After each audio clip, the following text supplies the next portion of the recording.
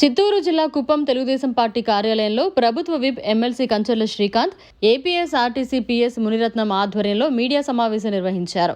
ఈ సందర్భంగా ఆయన మాట్లాడుతూ, కూటమి ప్రభుత్వ ఆధ్వర్యంలో 12 నెలల పాటు శ్రమించి నేషనల్ పాలసీలో కూడా మార్పులు తీసుకొచ్చి ప్రపంచ ప్రసిద్ధిగాంచిన గూగుల్ సంస్థని ఈరోజు వైజాగ్లో ఏర్పాటు చేసేదానికి ఎంఓయూ చేసుకోవడం మన ఆంధ్రప్రదేశ్ రాష్ట్రానికే కాదు యావత్ భారతదేశానికి అంతా కూడా గర్వకారణమని, 2 లక్షల మందికి ఉపాధి అవకాశాలు లభిస్తాయని ఈ సందర్భంగా ఆయన అన్నారు. ఆంధ్రప్రదేశ్ రాష్ట్రం యొక్క స్థితిగతులు మార్చడంలో ఇదో కీలక పరిణామం అని అన్నారు. నమస్కారం. ఈరోజు చాలా అంటే చాలా ఆనందకరంగా ఉన్న రోజు. ఎందుకంటే మనందరం చూసాం, ఆంధ్రప్రదేశ్ రాష్ట్రం అభివృద్ధి వైపు అడుగులు వేస్తున్న దశలో నారా చంద్రబాబు నాయుడు గారు, అలాగే నారా లోకేష్ గారు ఇద్దరు చేసిన సమిష్టి కృషితోటి ఈ కూటమి ప్రభుత్వం ఆధ్వర్యంలో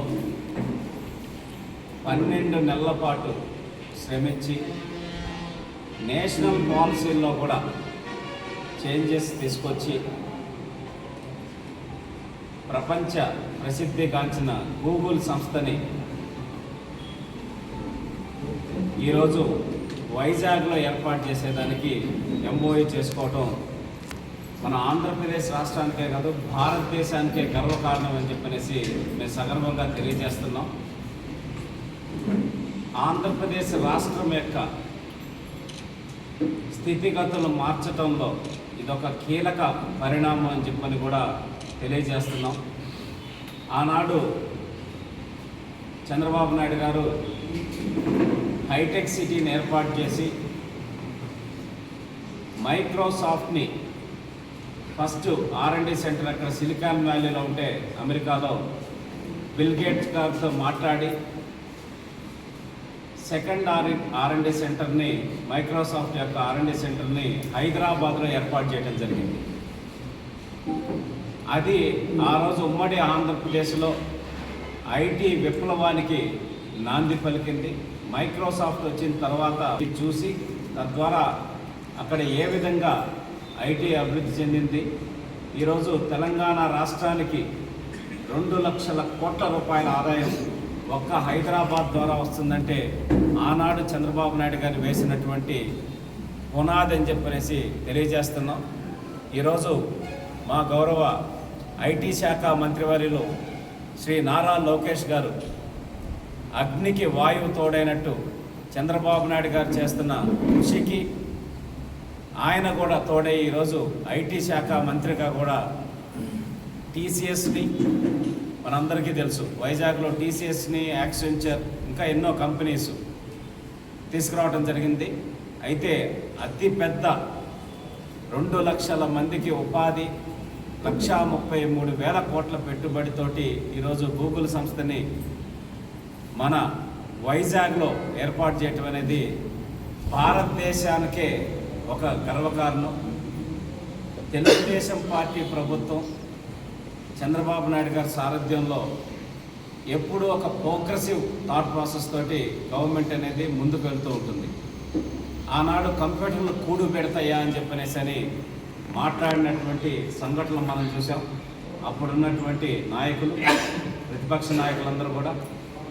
కానీ ప్రతి పొలంలో పనిచేసేటటువంటి కూలీ దగ్గర నుంచి, రైతు దగ్గర నుంచి చిన్న చిన్న కుటుంబాల పిల్లలు కూడా ఈరోజు దేశ విదేశాల్లోకి వెళ్ళి ఉద్యోగాలు చేస్తూ లక్షలాది రూపాయలు సంపాదిస్తూ నియోజకవర్గంలో ఇంత అద్భుతమైన కార్యక్రమాలు చేసి అంద్రినీవా ద్వారా ఒక్కొక్క చెరువు నిండుతుంటే ఆ ప్రజల ఆనందం చూడండి ఒక్కసారి.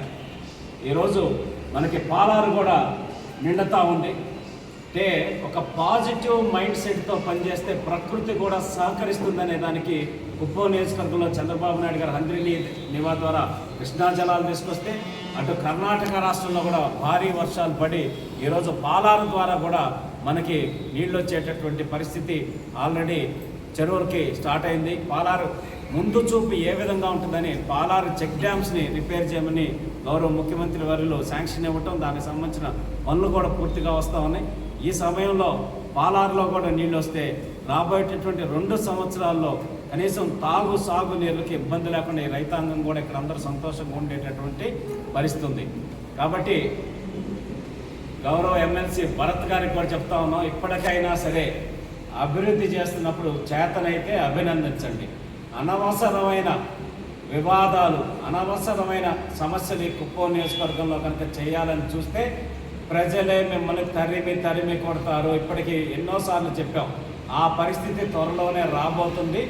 ఈ అభివృద్ధిని అడ్డుకోవాలన్నా, ఇక్కడ విష ప్రచారాలు చేయాలన్న ప్రయత్నం చేసినా కూడా ప్రజలు మిమ్మల్ని తరుముకునే పరిస్థితి ఉంటుందని తెలియజేసుకుంటూ, మరొకసారి ఈ రాష్ట్ర భవిష్యత్తును మార్చేటటువంటి గూగుల్ సంస్థను ఇక్కడ తీసుకురావడంలో కీలకమైన పాత్ర పోషించి ఘన విజయాన్ని సాధించినటువంటి మా గౌరవ ఐటీ శాఖ మంత్రి నారా లోకేష్ గారికి మనస్ఫూర్తిగా కుప్పం నియోజకవర్గ ప్రజల తరఫున, ఈ రాష్ట్ర ప్రజల తరఫున, ఈ రాష్ట్ర యువత తరఫున కూడా మనస్ఫూర్తిగా ధన్యవాదాలు తెలియజేసుకుంటూ, చంద్రబాబు నాయుడు గారికి తోడుగా అటు కుడి ఎడమల కింద నిలబడి పవన్ కళ్యాణ్ గారు, నారా లోకేష్ గారు పనిచేస్తూ ఈ రాష్ట్ర అభివృద్ధిని డబుల్ ఇంజిన్ సర్కార్ అని చెప్పి మాట్లాడుతున్నారు.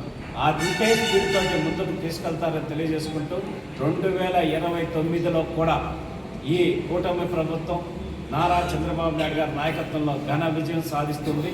తర్వాత కూడా ఈ రాష్ట్ర అభివృద్ధిని అద్భుతంగా ముందుకు తీసుకెళ్తామని తెలియజేసుకుంటూ, మరొక్కసారి వైఎస్ఆర్సీపీ నాయకులకు కూడా మళ్ళీ చెప్తా ఉన్నాం, ఎప్పటికైనా సరే ఇటువంటి అసత్యాలు మాట్లాడటం కానీ, అనవసరమైన ప్రయత్నాలు చేస్తే రెడ్డి మాట్లాడే మాటలు, చేస్తున్న పనులు చూసి అందరూ అర్థం చేసుకోవాలని తెలియజేస్తూ ఉన్నాం.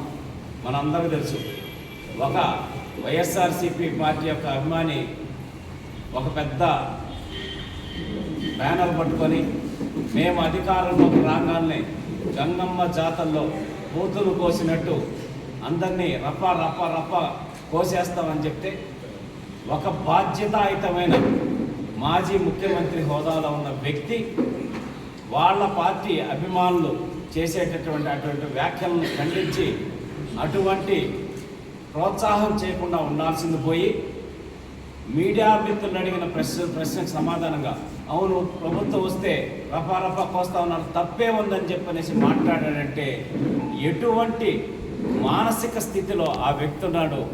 ఆ వ్యక్తి ఇంకా కూడా రాష్ట్రాన్ని ఏ విధంగా నాశనం చేయాలని చూస్తున్నారో, రాష్ట్రానికి వచ్చే కంపెనీలను ఏ విధంగా అడ్డుకోవాలని చూస్తున్నాడో, ఇవన్నీ కూడా రాష్ట్ర ప్రజలు గమనించాల్సిన అవసరం ఉందని చెప్పి మరొక్కసారి తెలియజేస్తూ, 100% రాబోయేటటువంటి 5 సంవత్సరాల్లో మన అమరావతి ఖచ్చితంగా ఒక గ్లోబల్ క్యాపిటల్గా రూపొందించడానికి 100కి 100% అన్ని కార్యక్రమాలు రూపొందిస్తున్నారు.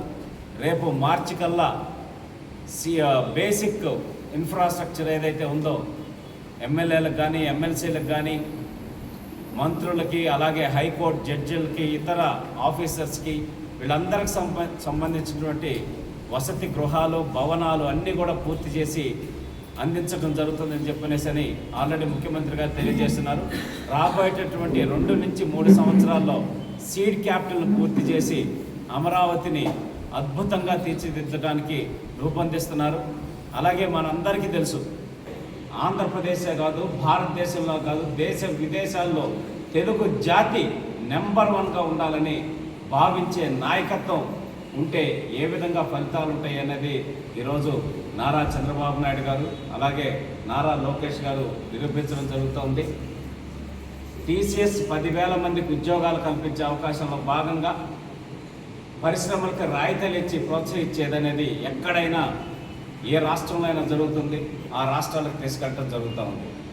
99 పైసలకి భూమి ఇచ్చి టీసీఎస్ వాళ్ళని తీసుకొచ్చి 10,000 మందికి ఉపాధి కల్పించే దిశగా అడుగులు వేస్తే, నిస్సిగ్గుగా దాని మీద కూడా ఏ విధంగా అసత్యాలు ప్రచారం చేసి, గ్లోబల్ ప్రచారాలు చేసి ఈ రాష్ట్ర ప్రతిష్టని ఏ విధంగా నాశనం చేస్తూ ఉన్నారో మనం గత కొన్ని రోజులుగా చూసాం.